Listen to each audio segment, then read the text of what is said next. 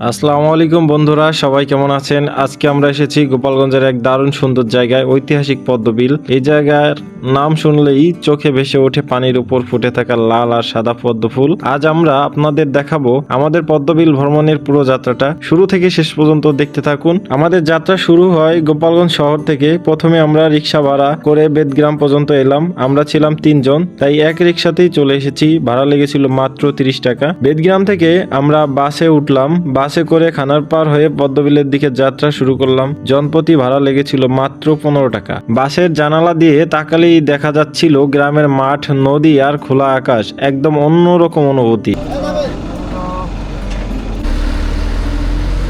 খানারপাড়ে নেমে আমরা একটা ছাদখোলা ভ্যান গাড়ি নেই। এখানে ভাড়া লেগেছিল জনপ্রতি 20 টাকা। খোলা আকাশের নিচে হাওয়ার স্পর্শে ভ্যান গাড়ি করে যাত্রা করা ছিল দারুণ মজার। পথে হাসি ঠাট্টা, গল্প আর গ্রামের পরিবেশ, এক কথায় স্মরণীয় একটা সময়। অবশেষে আমরা পৌঁছে গেলাম পদ্মবিলের কাছে।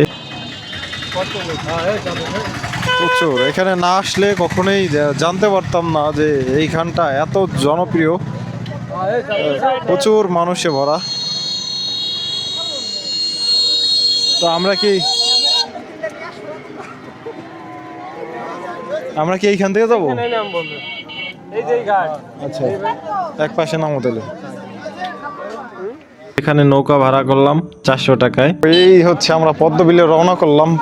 আর ভিউটা দেখেন, এইখানে আসলে শুরুতে হচ্ছে নৌকার জন্য যে কারাগারি, এই যে নৌকাগুলো আমরা দেখতে পারতেছি, এই নৌকার আকার আর যাত্রী সংখ্যার উপর ভাড়া একটু কম বেশি হতে পারে। তারপর ধীরে ধীরে নৌকা চালিয়ে প্রবেশ করলাম পদ্ম ফুলে ঘেরা বিলের ভেতরে। আমরা যখন গিয়েছিলাম তখন পদ্ম ফুল তুলনামূলক কম ছিল, তবে চারপাশের প্রকৃতি, পানির ঢেউ আর শীতল বাতাস সব মিলিয়ে সময়টা ছিল সত্যি অসাধারণ। ভাই সাজেকে রাতারগুলের ভিল পাচ্ছি।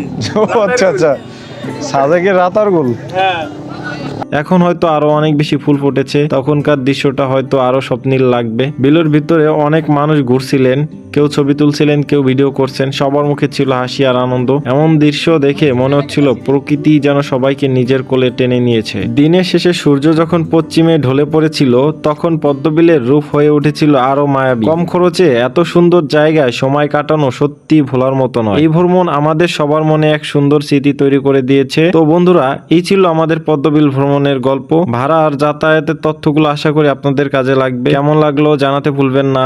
ভালো লাগলে লাইক, কমেন্ট আর শেয়ার করবেন। সামনে আবারও নতুন কোনো ভ্রমণে দেখা হবে। সবাই সে পর্যন্ত ভালো থাকবেন, সুস্থ থাকবেন। আল্লাহ হাফেজ।